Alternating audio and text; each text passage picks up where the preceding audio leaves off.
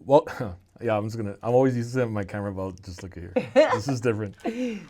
Welcome to Rhythm and Rose Las Vegas. I'm your host, Joshua Jacob. On today's show, I have a very special guest, Las Vegas. You have known her from 97.1 The Point, 98.9 Hang Country FM, Mackenzie in the Morning, Wake Up Loud. And she's also a Raider queen. Yes. Welcome Steph Mackenzie on Rhythm and Rose Las Vegas. You're like JJ, Josh. I love am it. JJ. You're Oh JJ. my God. Thanks. That's going to be my new signature now, I JJ. love it. I'm going to go with JJ. You know, this Okay. is different for me because I'm always the one interviewing, so you have to hone me in because I might turn it around on you. Uh-oh. Okay. Well, Steph, it's such a pleasure to just meet you and be here. And wow, I'm new to Vegas, but I know I'm a huge rock fan. Thank you. And for you to have this 20 plus years career in doing this, it's incredible. It's wild. Oh my God. When I think about it and look back, I started in little old Laramie, Wyoming at the University of Wyoming. Oh. And I went to school to be a doctor, and here I am. And here we are. Now that we're on that point now, because you brought it up, guys, Las Vegas, we are going to take it back to the foundation of Steph Mackenzie, of where it all started for you. So we want to get to know you, Steph, of the foundation of you wanting to be part of this incredible career in the radio. Well, I mean, there's so many layers, JJ. I'm going to call you JJ, Okay. just so you know. Call me whatever you want. I just say I like to hone in mainly on the Vegas part of it. Okay. I was born in Minot, North Dakota, and I spent 12 years there. I was born into lawyer and doctors, everyone in my background. And Really? so, Okay. not that I was ever forced, it was just something that I was around and I was going to be a doctor. And I watched my dad save lives, even when people were on the brink of death. Really? And not that Wow. he would save them, but he would save Right. them in his words, in his kindness, in his practice of medicine. Amazing. And so I wanted to do that. Wow. And we moved to Vegas in 1984. Yeah, 84. Okay. Aging myself. And I ended up going to high school in Boulder City. And I loved Las Vegas. Wow. And I loved the community. And back then, obviously, it was very different. Oh, I bet. Very different. Yeah. But this has always been a great community, a small niche community. And it's always been a place I've called home. Wow. And so being able to come back and have the city open me with open arms and the things I've been blessed to do, I don't want to do it alone. I want to do it with the city and with the people. Amazing. And that's awesome. And I want to say, to your father, to speak life into people and help them in that way in healing, that's incredible. What motivated your father to have that, to give that to others? Well, he was quite a bit older than my mom. Okay. And he was raised in the Depression. Oh, wow. So, Okay. We had a lot of history, and it was something I think he just, growing up and his surroundings, he's from North Dakota as well. Okay. And it just elevated and kept going and going for him. But he was such a, soft demeanor of a man. Wow. Yeah. And because of that, you saw the beauty of how he spoke life and planted seeds of hope in people. Yeah. That he was doing that with you. And that's Without me even probably knowing. Right, not even knowing. But because of that, now you can do that with so many great people here in Vegas. And I didn't know that at first. Right. I cried. I was sad. I was really sad because I wanted to be a doctor. That's all I ever thought it was going to be. And when I switched my major, that was tough. I cried. Wow, really? And someone said to me on one of my very first charity events in Wyoming, but you get to do that on the radio. You get to help people. Wow. And I'm like, huh. That's interesting. Right? Yeah. My watch keeps going off. I'm so sorry. Oh, no worries. No, we can have background chimes too Yes, with this. right? Yes. Real life. Yes. That's how we roll on the radio in the morning, let me tell you. I want to ask, so with the doctor, is it because of just it was in your family why you wanted to go that route? Just because my father and... My mom was in geriatric medicine. Okay. So it kind of just was inbred in me, right? Right. That's what I was going to do. Not, again, I was not forced. Some kids are forced to do things. Yeah. It was just, that's all I ever saw. That's all you saw. My grandfather was an ear, nose, and throat specialist. Whoa. He comes from lineage of all big magistrates in Canada. Wow. Okay. And then my mom was in geriatric medicine. And she married a doctor.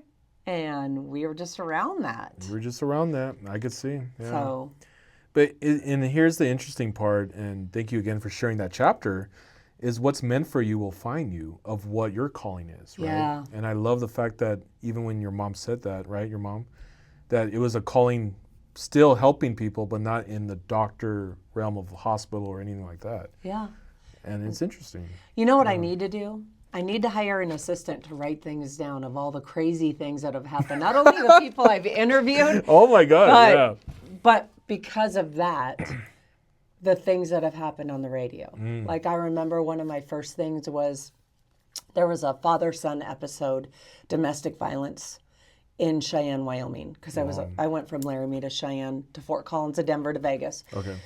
And it freaked me out, and people were calling because Cheyenne, Wyoming's, a crazy town. And that's the beauty of radio, is that people will call. Mm-hmm.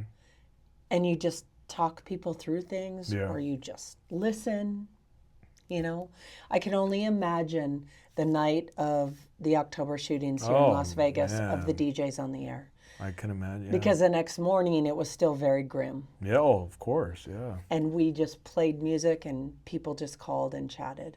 Wow. And there's been people that saw people die in front of them in car accidents. I mean, there's been so many stories in my career throughout the years. Wow. Wow, thank you for sharing that. That, for you to handle that must be hard, just to handle stories that you hear, right? I mean, it's like going really, like if you're a counselor or a therapist. I love it, though. Right, I know, but how do you handle so much of maybe the heartache that comes from people sharing some bad chapters of their life? But how do you handle it, and when you go home where you're not carrying that with you? I have a therapist. Oh, you do? Well, good. I got a Reiki thank God. session. I mean, yeah, you gotta. I am an empath, so I have to be careful of the energy. But Okay. I also, again, going back to wanting to be a doctor and healing people, and you just see people light up like, it's really not that bad. Because I think that everyone matters. Right. And to give somebody a glimpse of hope or a resource or something that I've done, like, you're going to be okay. Yeah. It sucks now, but we're going to get through it. And I'm always there for you. That's awesome. Yeah. I mean, that's kind of how I do it. And I also think, funny story, the first scary, I say in quote, thing that happened, there was a tornado warning when I was on the air. And we were on the 3rd floor, which was the tallest, floor at the bank building in Cheyenne, Wyoming when I was there. Okay. And here's this tornado warning. And as a broadcaster, you're there, right? Your boots on the ground. You've got a report and da-da-da. And I'm like, oh my God, I'm screaming. I'm running around the studio. True story. What do we do? We are 3 stories up. What are we going to do? And I had to take a deep breath. Yeah. And because the EAS system has developed, obviously, over the years. But back then, you had to report it. Yeah. Whew, that was freaky. Oh, man. And I was working in Denver when the Columbine thing happened. Oh, wow. We had just signed off the air. And that sucked. 9/11. Man. I was in Vegas. That sucked, But you come together and you see people just love each other. Wow. That's awesome. And that's such a beautiful that you see of people coming together even after tragedy, you know what I mean? Yeah. Where they're there to help and encourage and speak life into each other. Encourage, because it's easy. It's not easy these days. No. But just the fact that you have a voice and others have a voice, to have that, to speak life, that's so important. Well, and I also think that people can get so caught up in social media and the news, what you're seeing on the news. Oh, of course, yeah. No disrespect to the news. Obviously, it's part of what I do, right? Right. But I think that sometimes we're so fast, we get so carried away, like, oh, the world sucks and people are awful because you saw this wild story, right? True. It happens. Yeah. Not saying it doesn't happen. But for the most part, people are lovers and they want to help. Yeah. And they really care. And we don't listen enough. That's true. And we do need to listen a lot more. Mm-hmm. So I want to ask you this, and it's really one of the questions I like to ask a lot of my guests, is when you start a new, like from going to a doctor to the radio, something different, how do you handle when it's like the fear of the unknown, right? Of like, well, if I start this, how am I going to fail? Am I going to, my parents, or at the time, would they be proud of me? The unknown questions, right? What are people going to say? But how do you get through that at the time when you started? You're freaking me out. I'm in the middle of writing a book. Oh, wow. Okay. And it's called Showing Up Even When You're Not Prepared. Oh my God. Wow. I've never been prepared. Wow. 100%. Wow. Never. Never, huh? When I showed up for my first radio job, Yeah. I came off a year of pre-med. Wow. And I showed up, I guess not the job. I knew I needed an internship. Okay. And I said, hey, can I intern with you guys next year? And the guy goes, yeah, I need someone right now. I hadn't one broadcast class. I mean, I have no idea what I'm going to do every single morning. Wow. You know why? Yeah. Because I want to know what people are doing. I want to know what Vegas is doing. Yeah. I don't even know what I'm going to say if I get up on stage to entertain, and that's one of my most favorite things I do, to introduce bands or a charity event. Yeah. And I could have this long script, but I'm not a reader. I just want to do it. I just want to do it. I always tell them, I'm like, do I have to follow this script? Can you just give me the bits and pieces? Yeah, that's interesting. Wow. And I actually love the title of your book. So you want to share a bit about your new book coming out? Well, it's a little bit of everything that I've told you. Okay. I'm a mom of 2 adopted children. Oh, okay. So wasn't prepared there. Wow. You want kids, but I wasn't a traditional mom because I didn't get a nest. I didn't have 9 months. Wow. When you get that call, you go. Yeah. And I got 2. Wow. That's awesome. So it's just kind of those stories and inspiring people to do it, right? Because let's say you go to a job interview and you think, oh, I got this, I got that, and da-da-da-da-da. Is that really what they want? I don't know. They might not even be prepared. They might not even know what they want, what they're looking for. Their corporate HR probably told them to do it, or whatever the case may be, right? Yeah. You just have to believe in yourself and dig down deep and just do it. Wow. You just do. You do. I totally agree. So your book, I mean, when is it coming out? Oh, it's going to be a minute. Oh, it's going to be a minute. Okay. Yeah, it's going to be a minute. But I've been having so many of these things, like you just asking me that question, that I'm like, that's the sign I have to keep going. Keep going. Yeah. And I love the fact that I take it the foundation of your book is inspiring to others to read it, to say, keep going. Yeah. Even through tragic and losing. A lot of people are, from the news are dying, families and just certain people. And you're like I think real quick, in December, there was that NASCAR driver and his family that all died in the plane. Yes. And that was a week before Christmas. That really broke my heart. That's everyone. That wasn't like, that was just the husband and the wife, the kids are left at home. It was everyone.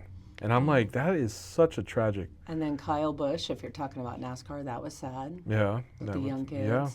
I mean, you can go on and on. You go on stories, and on. Right? But it's just, you just never know. We forget too. Yeah. And then our lives get fast. Yeah. And so it's always good to have resources. Of course. Other people's stories. Yeah. And to slow down and listen. That's right.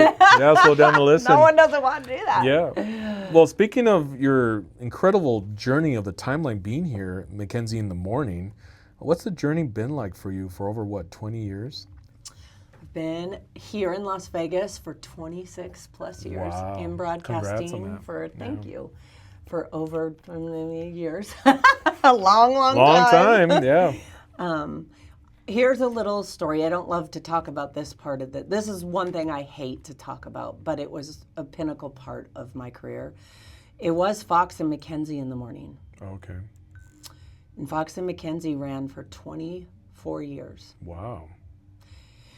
And that just recently changed directions and did not continue going straight. Our journey took him left and took me right. Not because we had a disagreement. We're still the best of friends. Yeah. We talk all the time. But it was probably in my top 5 most hardest things that I have had to do. Wow. I haven't been alone on the air for 26 years. Yeah. Well, 24, but Around whatever there. it is, Yeah. it's still a long time. Right. It was hard. Oh, I bet. Yeah, because you're not used to that. You always have your sidekick partner. Yeah. Yeah. Wow. And so now, as the transition, it's just how are you dealing with it then, in being on your own? Well, it goes back to your question, the unknown. The unknown. I mean, I had no idea what was going to happen. And again, I don't know. Every day is just the day. I can honestly tell you that I live in the moment and the day. If you were to ask anyone I work with in this building, I'm sure they would say that, because it freaks them out too.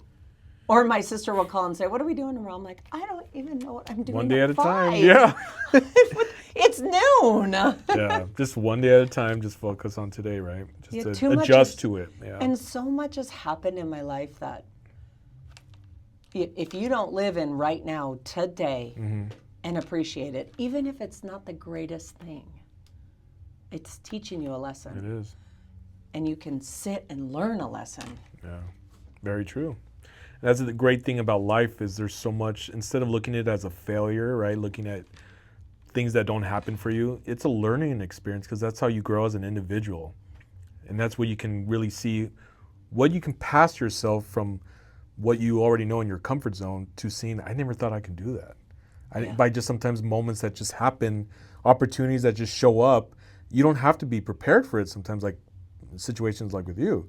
Sometimes life is just like, here, there it is. But I want to see how you're going to handle it.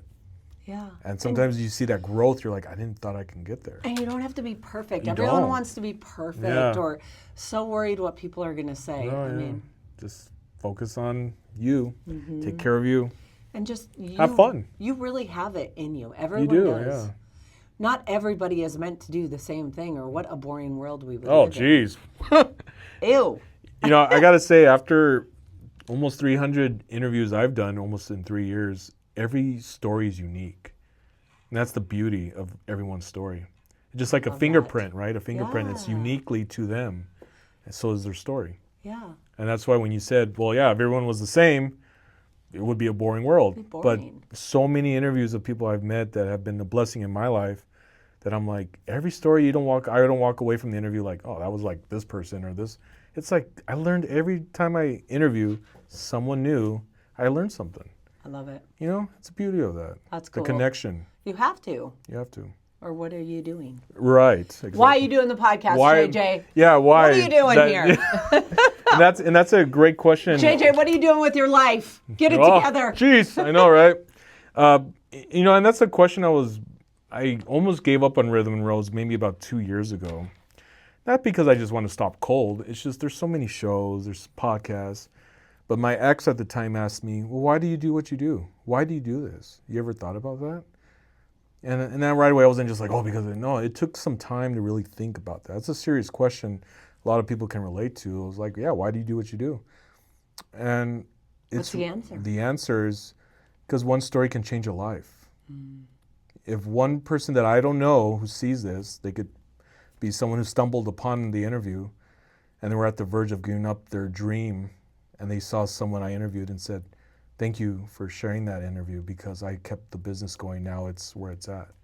You never know who you're impacting, someone who wants to probably end their life. And because of someone who went through a similar situation and said, look, I was at the point of ending my life, but my faith or God changed it around or something, that person's still alive. You never know. You don't know. You don't know. You don't need to know. As long as you do your part in planting seeds of hope, someone could be inspired by that. And that's what kept this show going. And I also think people have to remember that no one's going to do what you do, right? So like if you are a go-getter, if you are organized, you know, and the biggest mistake that we do, I'm not saying I'm perfect because sometimes I do it too. It gets annoying. Like, oh, I did this. Why aren't you doing that? People won't do that. And it's the biggest disappointment that we'll always face. Yeah, very true. You know? Yeah. I want to ask if it gets to that point, which would be heartbreaking for everyone who listens to you, But if you ever leave this, if this ever stops and you say, you know what, I want to retire or just get to something else, right? What would you want the listeners and the viewers to remember you from this show? After 24 years, what would you want them to remember you of if it comes to that point of you leaving? That you got to laugh and live right in the moment every single day. And I hope I gave someone a little bit of inspiration every day. Wow. Well said. Because, and that's the thing, the people I've interviewed say, I'm not going to do this forever. There's going to come a time where I'm going to stop. Yeah. And that's part of life, where you think it's forever, but life, it's interesting how it catches up so quickly. And you look back, you're like, dang, I'm already hitting this age or this years, and it's amazing, right? But once you look back, you're like, I want to leave a legacy for others that when they leave, they're going to be like, thank you for the many years you put into my life and taking my call, listening to me. Because sometimes I want to be heard, It's that, the poem, and I've got to be better at remembering the author of the poem, but the dash in between your years. That's true, the dash. I know it's called the dash. You know why it's called the dash. Mm-hmm. That's how short life is the dash. But what did you do in between? What did you do? Who did you impact? My mom and dad used to always say, if you're not giving back to the community, if you haven't done something volunteering or, what are you doing? Right. What are you doing? Just going to work 9 to 5? I mean, if that's what you want to do, that's fine. No judgment here. Right. But then don't talk about this, that, or the other legacy. Like, what are you doing? What are you doing? Yeah. And be okay with that. Of course.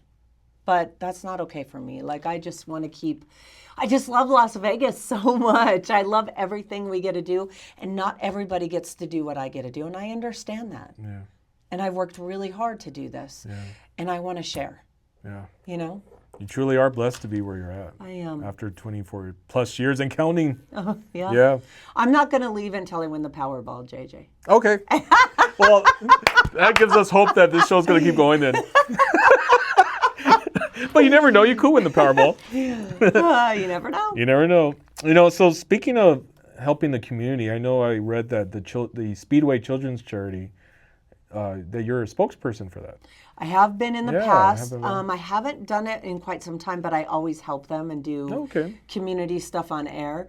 I do a lot with Help of Southern Nevada. Okay. That has been a huge issue in Nevada, is homeless.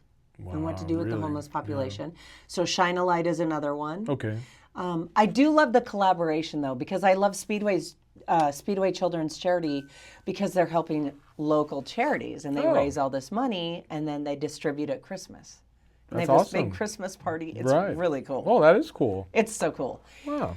I have been really blessed with all the charities and the stuff that they do, and to be able to help people, because when you get sick or you have a bad day, your whole bottom falls out underneath you. And that is reality. Yeah, and you go into, there's no hope. There's no one like me. Everyone does it. Yeah, we've all done it. Right. I'm all alone. No matter how much money you have, no matter the color of your skin, no matter where you live. When trauma hits, it sucks. It does. It really does. And there are so many great organizations in this town that help. Three Square is another big one that we do. It's amazing, the stuff that we do. And that's important. That I want to get more into that. I want to have Rhythm and Rose have another foundation of helping others in the city, because yes, stories are also very important, but there's people out there that have stories that I haven't even met yet that are within that charity community. Yeah. You get to see lives change from charities I never thought, right? You're like, wow, you do this? Like, it's amazing to give back. Yeah, and that's what's important so cool. too. And even giving back doesn't mean always finance. It could be your time. Or just talking to clients and people. Yeah, I love it. All the stuff I've seen has been, and not all of it's been easy, because I've sat and watched children pass away with the Children's Heart Foundation. That must be so hard to see. That sucks. And I've seen, men and women both pass away from cancer that were listeners, and they became friends. My Nana, who is my kid's Nana, the Nana that my kids know, I met her because she was going through chemo, stage 4 breast cancer. And they were listening to The Point. And she would come to the remotes, and I couldn't touch her. She was wrapped in gauze. She lost all her hair, but she just had to come because she needed to know what I was really all about because they listened. Yeah. And almost 20 years later, we're still in each other's lives. That's amazing. Mm-hmm. Wow. You know, stage 4 is something I've experienced that with my mother, my late mother. She went through cancer, stage 4 lung cancer. Never smoked in her life. But that battle, right, is the strength you see in a woman that I love so much. That Rhythm and Rhodes is another reason why it exists because of her. But she's never seen this. This never existed when she was alive. But from episode 1 of when I started, I always had her with me because her fingerprints are right here. Oh, I love that. And she's, you know, and I'm like, Mom, I wish you would have seen day 1 of when I had my first interview. But she is. But she is, yeah. But that's, you know, that's the thing with cancer. It's when you see someone go through that, it's like, man, you wish you could just help take that away. And that's the other thing I think that people don't understand, death and illnesses, because you probably didn't really know until you went through it so close to you, right? Right. And we forget even when we go through it. Yeah. And it's not fun. It's not. And we could go on and on with the diseases and what you go through, but that's the thing, until it hits your backyard, you can donate, you can volunteer, and you do what you do, and I still think that's amazing. Yeah, that's still great. But it really hits home. Oh, it's a different lifestyle. Yeah. Yeah, well said.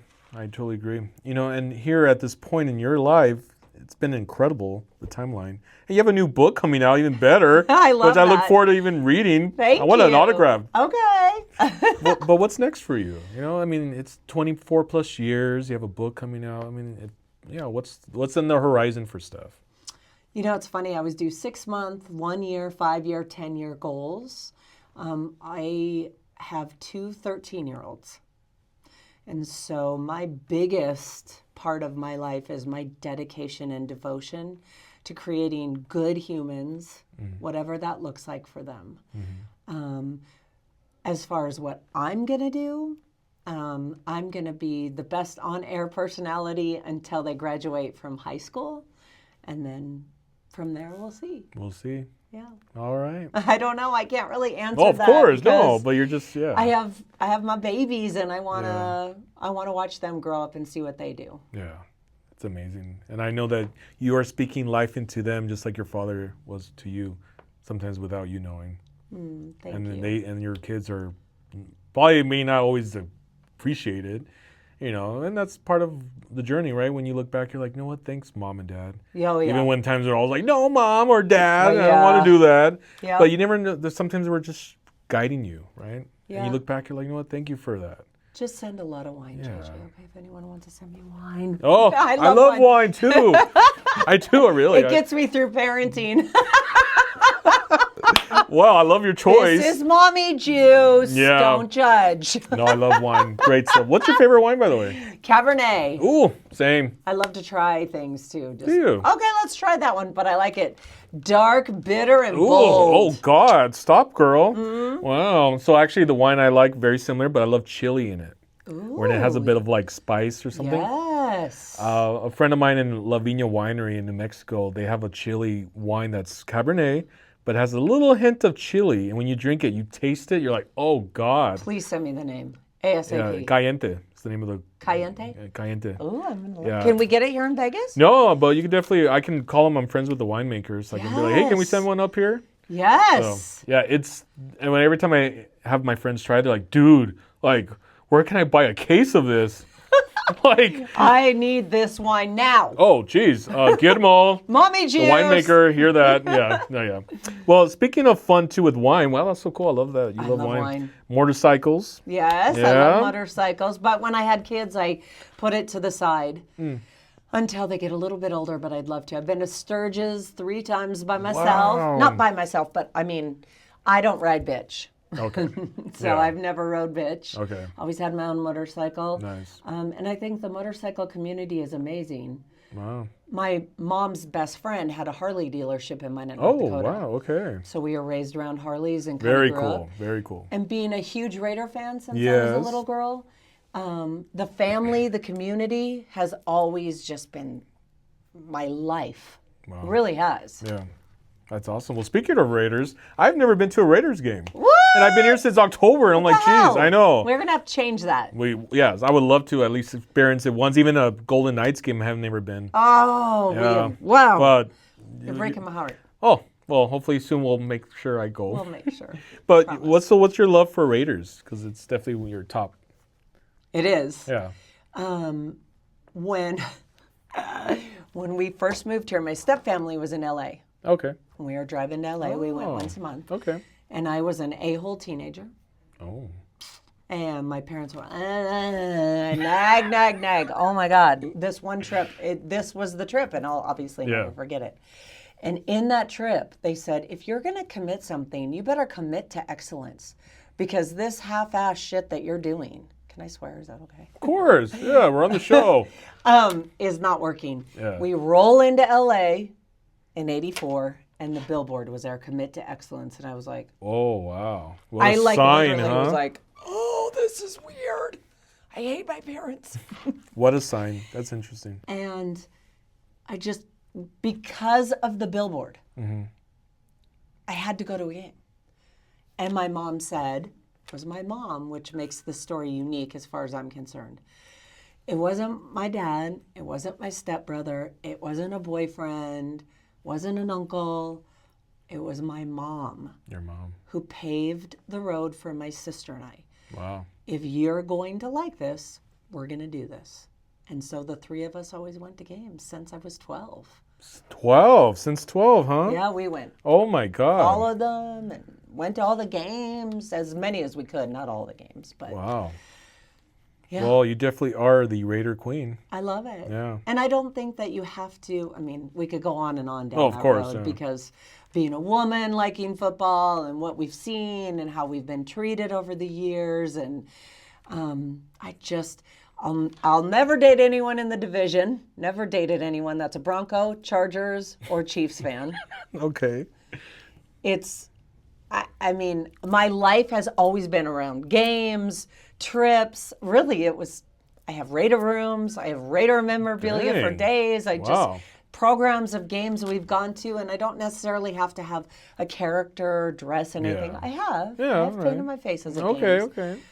But the Raiders have impacted my life Yeah. personally. All my senior photos, almost all of them were done in Raiders. Really? Raiders? And I sent it to Al Davis, and I never got the Wow. opportunity to meet him, and it broke my heart. But I have met man. Mark Davis quite a few times. Oh, so, cool. Yeah. Very cool. He's a good dude. That's awesome. Wow, that's incredible. Since 12, huh? Yep. Yeah. Don't do the math, JJ. No, I'm not. No, yeah. Yeah, we're leaving it. You're just, 21. Thank you. Yeah, you're welcome. Don't figure out the math, guys. Yeah. All right. Well, knowing we are at a 97.1 country classic rock, what is your top favorite concerts you've been to with rock? Oh, with rock? Yeah, I mean, I've seen Def Leppard over 20 times. I love That's Def my Leppard. favorite. Yes. And then my top three are Poison, Motley Crue, and Def Leppard. Oh, wow, okay. Those have been my favorite concerts. Yeah. And I got to see Ozzy with Rob Zombie once. Oh, Again, see, I man. need to hire an assistant to remember this. I'm Yes, getting old and I'm forgetting things. I swear. You seen Ozzy? I saw Ozzy. Oh, yeah. One time, though, and he was with Rob Zombie. Okay. He was solo. It wasn't Black Sabbath. Yeah, okay. You too? I didn't see U2. No. I great go to a see. little bit deeper, I think. I love U2. They're nice, a Yeah, good yeah. band, whatever. But I like to go like Slayer, Megadeth, Yeah, okay, Metallica. yeah. Billy Idol. Yep, Yeah. Billy Idol. Journey, maybe? Or, Journey, I like Journey. Did you go to the Red Rock Scorpions. concert? No, I was out of town. Oh, were you? That was a great concert. So intimate. I mean, it's just the pool. That was cool. I'm like, and they're coming back. they are at the So, MGM. yep. Yes. That'll be fun. Well, they're on apparently their last tour, Yep. and they're all going to say bye. We'll see. The Eagles have been on their last tour, I think, since I started on radio. That hasn't ended, right? Yeah. Oh my gosh. Very Skid true. Row, Great White, LA Yeah, Guns. yeah. I live in the 80s glam. I and love rock. 80s, yeah. Recently I saw Human League. Yeah. I love 80s of that genre too. Punk, Punk, yeah. pop, hip hop. Of course, yeah. One of my favorite concerts was Eminem, Eminem. Dr. Dre, Oh my and God. Snoop Dogg What? at Fiddler's Green Oh, when was in this? Denver, Colorado, years ago. But that was a great Wow, concert. Three too. legends, huh? I've never seen Eminem or Dre. Oh, I've seen Jay-Z, but Jay-Z, I think, was there too. Okay. This was they toured. It was big. oh man. But I've seen a lot. Yeah, I bet you have seen a lot. That's awesome. Well, I used to work for Robin Leach. Do you know who that is? I don't. Robin Leach was the host of Lifestyles of the Rich and Famous. So now you have to go check it out on YouTube. Oh, I remember that show, right? Yeah, and he was Okay. one of the, if not the best entertainment reporter of his time. Wow. And he was one of the greatest teachers. He was very hard, and I will not talk about a man that has passed because he borderlined, but he taught me so much. Wow. And I think that was just his personality, but he took me under his wing. Amazing. Wow, what an incredible opportunity to work with him. Oh, I do remember that show. with Yeah. him, Oh, yeah. I'm telling you, he was an amazing person. Amazing. I mean, Yeah. with a very rough edge. Oh, yeah, yeah. Put you in check. Yeah. Yes, when Yes, you need it. But it taught me. Yeah. And that's a beauty, too, before we end, is everyone comes in your life for a season, for a certain point to teach you something, to get you where you need to be. And sometimes they're with you still with the journey. And there's times where they're only there for that season. And you look back, you're like, thank you for those that spoke life into me, to structure me, just like Mr. Miyagi and Karate Kid. You don't know why they're teaching you a certain thing, but when you look back, you're like, you know what? Thanks, now I understand. Yeah. You may not understand why sometimes they're doing what they're doing, but later on, you look back, you're like, thanks for those skills you taught me. Yeah. How to really give back to others, to listen to others. Yeah. You never know. Not enough people do it. And I just, every time I see people, I just want to leave a little bit of sprinkle wherever I go. That's awesome. Well, thank you, Steph, for being such a blessing to Las Vegas thanks, and those JJ. outside of Las Vegas as well, and being a light and a beacon of hope to others that call, and you being there for them. Well, thank you. I hope we get to do this again soon. Of course, yes. All right. And what is the links to follow you on Instagram and all the website and everything else?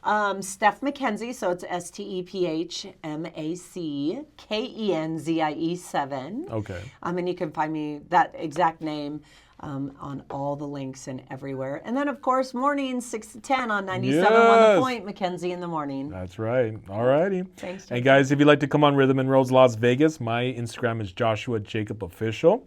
I believe every story matters. Every story can impact someone's life who either is starting a new dream, resurrecting an old dream, or at the edge of giving up. So one story can be that light of a beacon of hope to keep them going. So, Steph, your story is going to impact someone out there watching. Thank you, and amen to that. Amen to that.